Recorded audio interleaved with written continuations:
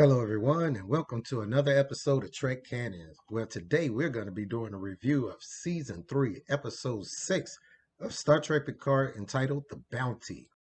Honestly, I'm going to have to say, this season of Picard, this final season, this third season of Picard, is shaping up to be one of my favorite seasons of Star Trek. They are 6 episodes in, and every episode I am on the edge of my seat.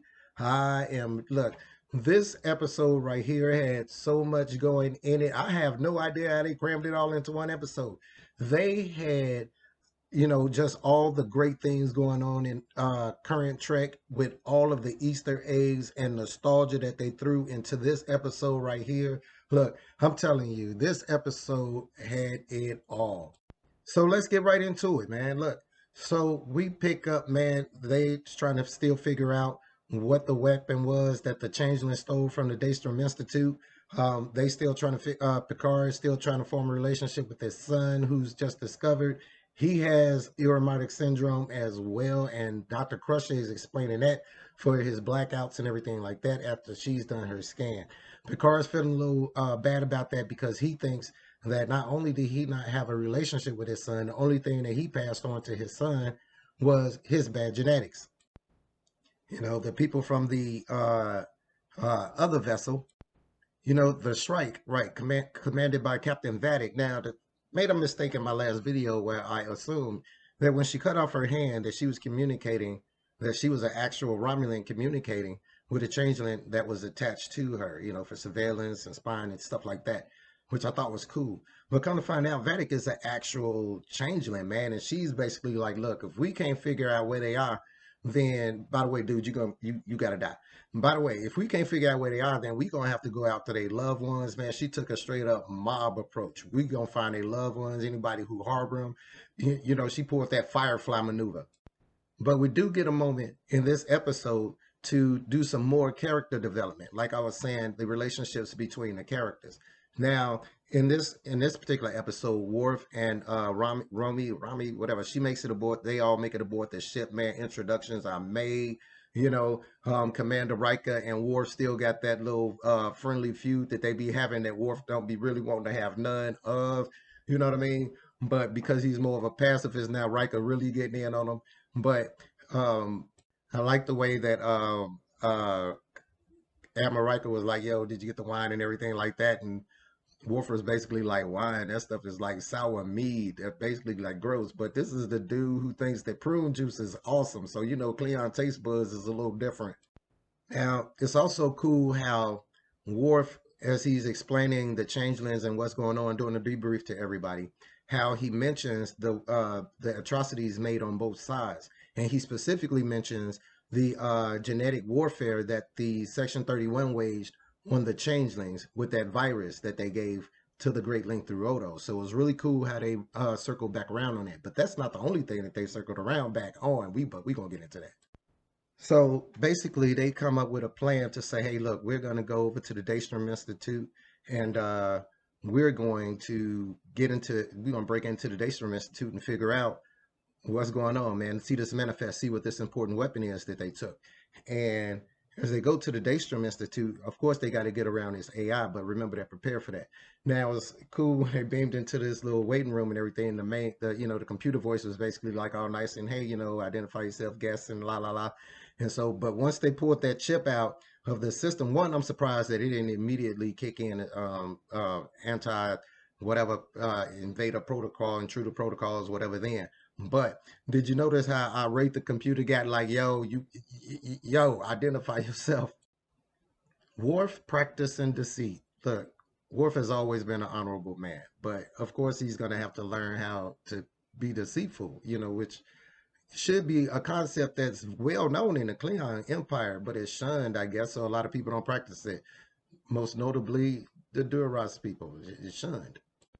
Now, here's where we get into some of the greatness of Star Trek and the greatness of the writers and the knowledge of the writers. And this was what I was talking about with this particular season and with people who love Star Trek. I remember talking a long time ago about the types of weapons that the Daystrom Institute will have in it. And yes, they did have the Genesis device in the Daystrom Institute. They also had an attack tribble in the Daystrom Institute. Now, the attack tribble, I was wondering how would a little tribble, first of all, eat that much? Second of all, be a threat to the Cleons. Now I see those some vicious little things. I think I got another horror movie, trekking horror movies in mind for that one. But the absolute most important thing, and if anybody who has watched my channel knows that it is one main gripe, too, but one super main gripe that I have with Captain Picard and the movie Generations, and that is, so you gonna leave Captain Kirk's remains on a planet under some rocks? Under some rocks, man, the great Captain Kirk, you gonna leave on some rocks? Look, let me tell you something. I guess he told somebody. I guess he finally did tell somebody, and guess what they did? They found Captain Kirk's remains and they put them in the Daystrom Institute. They have Captain James Tiberius Kirk's remains in the Daystrom Institute. But let's keep going. But we're going to keep going the right way, because did you hear what I just said? I just said they have Captain James Tiberius Kirk's remains at the Daystrom Institute. Now you notice that I just became true Trek canon. This is my Super Saiyan form. Oh yes, this is my Super Saiyan form. I turn this form when we are talking about outstandingness in a Star Trek episode, and today we talking about outstandingness in a Star Trek episode. So they continue on moving down, man. You got Ralphie, you got Worf, you got Captain Riker, man. They continue moving down the corridors of this Daystrom Institute, looking at the various particular devices and things inside these holding cells and everything, man, compartments. And here come, the AI starts to identify them, right? Tracks in on command on Captain Riker, and it starts to initiate protocols, right? The first thing we see is a black crow. Now, me being the canon knight that I am, I already know what the black crow means. I already know what the black crow is. I already know the Data is somewhere dreaming. Something Data is somewhere dreaming, or somebody who know Data is somewhere dreaming. Somebody who got programmed by Data is somewhere dreaming. Somebody who got uploaded into by Data. Basically, Data. Then we get to see Moriarty. Look, Moriarty is always a pleasure when he's on screen, man. He just milks it. He just milks it. He's like one of those theater actors, man, that's like super theater, and he get in there, man. He be all like, I'm gonna be professional. I finna do it. And so he proceeds to look, let me tell you something. One of the most scary things in Star Trek to me, right, is a pissed off photonic that you can't disrupt, because they could come up with any weapon that they want to with infinite ammo, and they in God mode. You can't do nothing to them. So basically, they running away from Moriarty, right? And all the while, it's these notes that's being played, and Commander Riker is picking up on it, man, and he's naming out the notes. So they get cornered, and Commander Riker, man, he starts to piece together, man, this tune, and it flashes back to Encounter at Farpoint, man, when he first met Data on a holodeck, man, and Data couldn't whistle, and he was trying to whistle the song. You know the song, Pop Goes the Weasel. Now the thing is, right, we get two Federation starships that come, and they come into orbit, I guess, around the Daystrom Institute. Now the thing is that the Titan is basically hiding behind the moon, and I'm pretty sure that Starfleet should have been able to start scanning, about that, because a lot of people use the tactic of hiding behind moons to cloak their starship signature or hiding inside the magnetic field, but that's how it is. So anyway, man, they like, yo, we got to get them up off the station. We got to, go in there and beam them off. But the thing is that starships are integrated, and you would think that that would have been something that starships would have had a long time ago. But it's pretty smooth how they, put that in there and put that into canon now, that starships communicate with each other, because that is something that airplanes do every day. They are their own GPS systems. They communicate independent of whatever the pilot and co-pilot's doing with other planes. You know what I mean? I believe it's called like CAT systems. It's CAT 1, 2, and 3. So of course they like, hey, hold up. I think we know somebody who could help us out. And Picard is like, yo, Riker, look, we'll be back to get you guys, man. We'll be back. but we got to get out of here because they finna lock onto us and tech us up. So they decide to go. And where did they decide to go? To the Starfleet Museum, ran by none other than Commodore Geordie LaForge. And that's what I'm talking about. When you're in charge of a station, your rank is Commodore. And I'm glad that they are, see, and this is what I'm talking about, the attention to detail that the writers and showrunners of this new season are putting into it. That's something Cisco should have been. His rank should have been Commodore. Now, of course, a lot of people are gonna say, well, what about Commodore Decker from the original series? But that was a different one. Everybody else who was Commodores was a space station person. So, of course, Commander Riker, man, he whistles the tune. It shuts off Moriarty. And now Commander Riker is just like with everybody else. It's like, oh, we finna meet Data or somebody like Data, or, in canon, it would have been before. Now, they go in, man, they see like two or three android bodies, man, inside their little stations, inside their little pods. They go to examine it, come to find out that the Daystrom Institute, Section 31, they recovered a lot of this stuff and they were trying to integrate it and really understand the positronic brain still. They still trying to do it, but humans. So come to find out, man, that they used the personality of B4, Data, and Lore, which I'm surprised how they came across Lore, man, because Lore was floating around in space the last time we came across Lore. They just floating in space.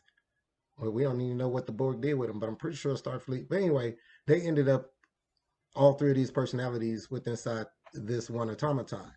Now, they start to figure this out. They start saying, well, the only way to figure out what's stolen is to find an archive, the database. Kind of find out that the archive and database is monitored always by Data. So he basically is the archive. But we switch over to them arriving at the Starfleet Museum. And right off the bat, we see a lot of ships that we recognize, right? But they haven't really said anything about it. They haven't really, said anything about it. But Jordy beams aboard, man, with his other daughter and everything. And everybody's down there in the transporter room to greet him. As always, because Jordy is so personable, man. And by the way, LeVar Burton looks awesome right there. Jordy come a long way from how he used to be back in when I used to call him, Lieutenant Kunta Kinte, back when he was the pilot. But we get a heartfelt reunion between everybody, and we notice that there's a little tension between Geordi and Picard. But we don't know why yet. We don't know what's going on, but we know we're going to get to it. So we go ahead and we start having a meeting, and Admiral Picard and Geordi, they having a meeting, man, and they talking about it, and he's explaining to Geordi he needs his help and everything like this. Now, Geordi's basically like, look, man, that was some stuff I used to do back in the day when you guys was my family. But now I have a family. I'm married. I got kids. By the way, you got one of my daughters out here, man, on this craziness that you got going on. I'm gonna need her up off this ship, man. I'm gonna need her to come back with me. And I'm sorry I can't help you. But he didn't say, like bogus like that. He said it, just matter of factly, man. Like, look, I really would love to help you, but this is what I got going on. Now, of course, with the daughters, the siblings, you got the one that follows in the father's footsteps, and you got the one that's a little rebellious. And of course, we already know that Ensign LaForge, the pilot, is the one that she feels her father thought was the rebellious one. All right. So, but it's cool because we get to find out what's going on with that later, and it is really touching how that happened. But one of the most exciting parts of the episode to me, to yours truly, right, was when Seven was sitting with Jack on the bridge, man, and they was going through the selections and bringing up the various starships at the Federation Starship Starfleet Museum. Now, one of the ships that they showed was the New Jersey. Of course, I will get into that, but I'm a little too excited. I'm a little too excited. The next one that they showed was 1701A, the classic and beautiful. He even mentioned how beautiful, and Jack, he even mentioned how beautiful it was. But The thing is, one of the ships that they showed was the USS Defiant. NX74205. Yes, they had the Defiant at the Starfleet Museum, and she was beautiful, wondrously beautiful. And then we have this touching scene where she asks Jack, "Hey, do you know this ship right here?" He's like, "Oh, no, what's that one?" And come to find out it's Voyager. And you can see the how Seven missed the crew and how she felt that that was her first family. Well, her second family. She said that she was reborn there. And you can see that in her eyes. And Jerry Ryan and them played that part really well. Now, in all of this, we find out that the two daughters of the LaForge, they find out, hey, basically their father ain't gonna be helping. So Jack, he's basically like, hey, hey, listen, we could do this right here if you guys are down for it, and we could do it if you guys are down, because one person got no station, other person pilot, and so they down for it. So they decide to go and steal the cloaking device from the you see, I was getting ahead of myself. They decide to go steal a cloaking device from the HMS Bounty. What is the HMS Bounty? It is a Klingon bird of prey. What is the Klingon bird of prey? Remember, I mentioned that a little bit earlier in this video. What does that have to do with being at a Starfleet Starship Museum? Because, man, that bird of prey saved the world, right? Under the command of Captain James Tiberius Kirk, whose remains are at the Daystrom Institute, right? Who, let me tell you something. The HMS Bounty is the one that went back and got the whales. That's the HMS Bounty. Mention how they pulled it from the river at the Bay of San Francisco, and how they had a hard time finding it, all that kind of cool stuff. But Captain Picard, Admiral Picard and Commodore LaForge, they're on a Titan, right? And everything starts to cloak. And Geordi's instantly like, yo, Picard, are you trying to steal a cloaking device from my shipyards? And that little exchange was awesome. And then when they realized that, hey, wait, Jack, my daughter, oh, look, that right there, that little exchange that between LeVar Burton and Patrick Stewart, that right there was just comedic gold right there to me. So back on the Daystrom Institute, back in the Daystrom Institute, right? You get a message from, what was it? Alan Song, right? One of the long line of data lookalikes, where he's basically explains why he did what he did, for longevity. But I love the quote that he had. He found out through, his experience and through wisdom, that evolution wasn't well, what did he say? Evolution isn't an act of preserving, it's an act of adding to. And when you think about it, yes. And that is the very definition of progression, evolution. You add to, you bring in, and that is the foundation of what Starfleet and the Federation does. They are constantly evolving and adding to. Man, I wish that was something that the humans could do today. Every time I think about current humans and what we are not doing with ourselves, makes me get a lot unmotivated. I guess I lose my Super Saiyanness. I also like the little flirty relationship between LaForge, Ensign LaForge, and Jack. I like the little playful flirtiness that they have between each other. And speaking of flirty playfulness, let's talk about Shaw and LaForge. Look, was that a straight geek out or what? That was a straight geek out. And it was awesome how Shaw thought, and even I thought, that LaForge was going to kind of pay him back with the abrasiveness that Shaw showed Admiral Picard and Captain Riker when they came on board, and pretty much throughout the season. But it's cool that he didn't. He seriously was looking at him and gave him just the greatest compliment that one engineer or mechanic could give to another. Hey, your ship looked like it's being held together by all kinds of just duct tape and everything. And that was a great reference to how Scotty was a great engineer, which LaForge looked up to from that generation. Now somebody like Shaw can look up to LaForge from his Ford generation. It's cool how they played that. and still say the same thing. It's a marvel of engineering. Yeah, thank you. You know what I mean? I do my best. So speaking of it stealing the ship, that's with the cloaking device, right? So they decide to steal a cloaking device from the HMS Bounty and install it on the Titan so that they can go and pick up everybody. But then I was thinking to myself, I was like, hold up, hold up, hold up. So you're going to take a cloaking device from the HMS Bounty, put it on the Titan, which we didn't already found out that your walls are paper thin and all this stuff, right? When you have a perfectly good Starfleet battleship with a cloaking device that don't have paper thin walls right there, like right there, the USS Defiant, like right there. Like but speaking of the treaties that they was breaking, and this again is one of the credits to the writers. One of the many treaties that they talked about that they broke, one being of the most, the Treaty of Algeron, of course, which prohibits cloaking of Federation starships in the Alpha Quadrant. And matter of fact, even developing cloaking technology. But the Romulans said, no, you can't do that.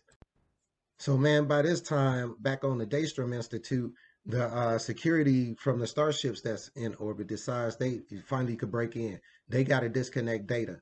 The Starfleet security, they approaching. The only way they're gonna get out is if somebody kind of hold them off a little bit. Captain Riker decides to do that. Why? Because Captain Riker is a G. So that gives the rest of them time to beam out. They lock on to data, beam him out with them and everything like that. They put a transport inhibitor on Riker and he's caught.